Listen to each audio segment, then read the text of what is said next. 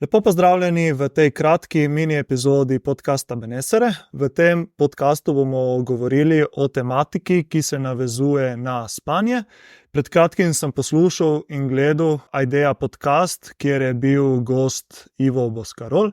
Ivo Boscarol je eden izmed najbolj impresivnih posameznikov tukaj v Sloveniji in njegova dejanja govorijo zase.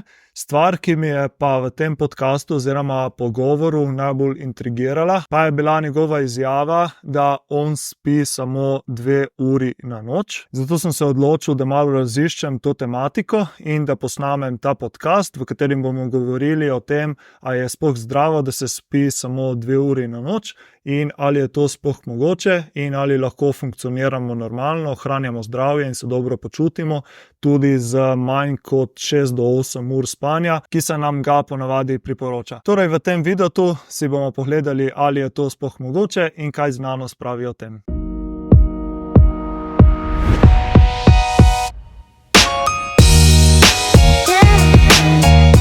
Medtem ko večina posameznikov, med katerimi sem tudi jaz, potrebujemo nekje med 7 in 8 ur spanja, obstajajo tudi posamezniki, ki potrebujejo manj kot to.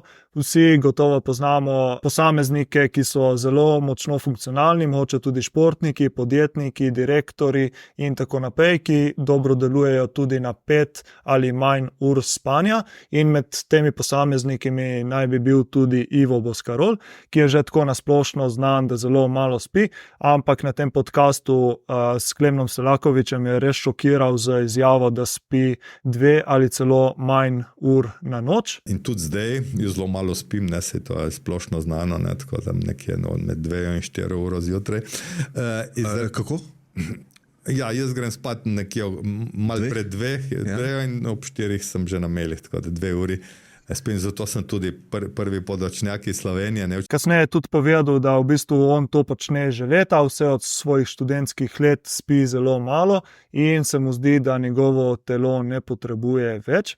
In v bistvu, če gremo pogledati, kaj znanost pravi o tem, ali res potrebujemo 7 do 8 ur spanja, ali smo lahko tudi zelo funkcionalni in se dobro počutimo in ohranjamo zdravje tudi z manj kot 7 ur spanja na noč. V bistvu obstaja veliko dokazov in študij, ki potrjujejo to, da pri nekaterih posameznikih telo potrebuje manj spanca, kot je priporočljivo. Ena izmed najbolj znanih variacij je mutacija v genu DEC2, znana tudi kot BHL HE41. V bistvu ljudje s to gensko variacijo potrebujejo manj spanja kot vsi ostali in lahko dobro funkcionirajo in ohranjajo svoje zdravje tudi z manj spanja oziroma veliko manj spanja kot vsi ostali posamezniki. Študija, objavljena v reviji Science leta 2009, je pokazala, da ljudje z mutacijo DEC2 potrebujejo v povprečju 2 uri manj spanja kot vsi ostali. To je prva genska mutacija, ki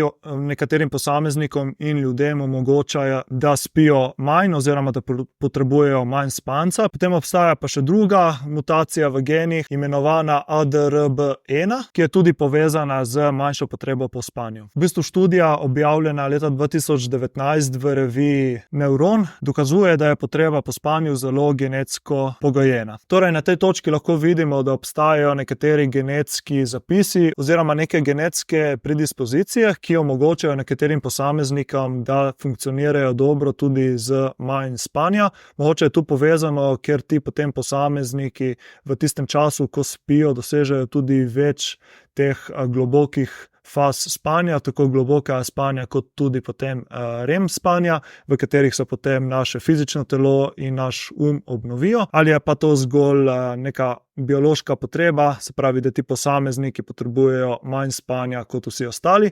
Vendar na tej točki je fajn poudariti, da pač večina nas ljudi pada v to standardno skupino, da potrebujemo nekje priporočljivih 6 do 8 ur spanja. Tu bi tukaj poudaril, da nekateri posamezniki potrebujejo še več spanja, recimo vrhunski športniki, kot so Lionel Messi, Cristiano Ronaldo, Roger Federer, LeBron James in tako naprej. Na noč spijo od 10 pa do 12 ur. Tako da potreba po spanju je zelo individualna in varira od posameznika do posameznika.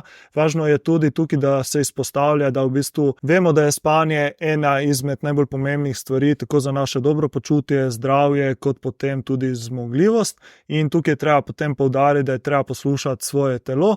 V bistvu večina nas že ve, ker smo dovolj časa živimo in dovolj dobro poznamo svoje telo in umske sposobnosti, da vemo, koliko spanja potrebujemo. Včasih potrebujemo malo več, včasih malo manj in moramo potem ta spanec nadoknaditi za nazaj.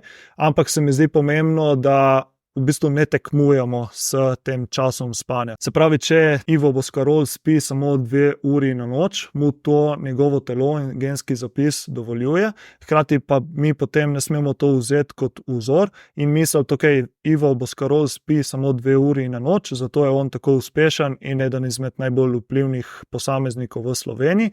Ne, če bomo mi spali manj kot mi potrebujemo in to kronično počeli, se pravi, če bomo mi iz naših 8 ur na dan zmanjšali to na 5, 6 ali pa v primeru Ivo Boscarola na 2 uri, mogoče bomo to ohranili kakšen dan, 2, teden, mesec, ampak prej ali slej se nam bo potem to porušilo, tako da je fajn, da se zavedamo naših lastnih potreb in to spoštujemo. Hkrati pa je okrog spanja tudi veliko trikov, se pravi, če hočemo znižati čas spanja, ki ga potrebujemo, da ta čas potem vložimo drugam, ali je to v šport, ali je to v podjetništvo, ali to nasplošno v življenje.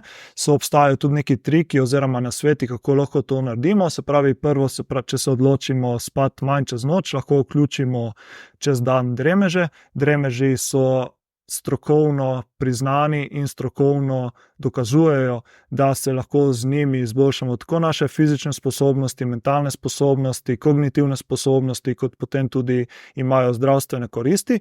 Več o dremežih bom predelal v naslednji solo podcast epizodi, tako da naročite se na naš kanal, če hočete izvedeti več o dremežu. In naslednja strategija, kako zmanjšati količino spanca, pa še vedno se dobro počutiti in delovati na najvišjem možnem nivoju, je potem tudi večfazno spanje.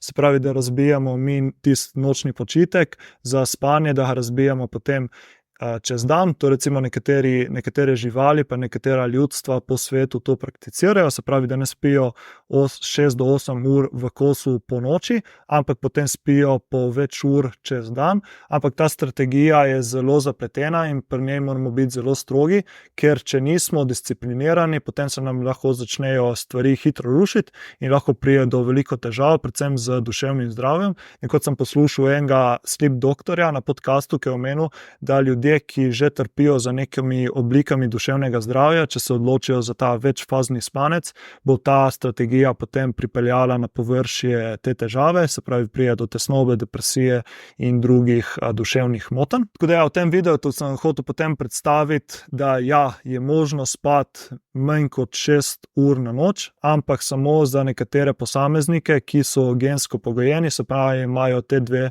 genski mutaciji, ki smo jih omenjali na začetku podcasta.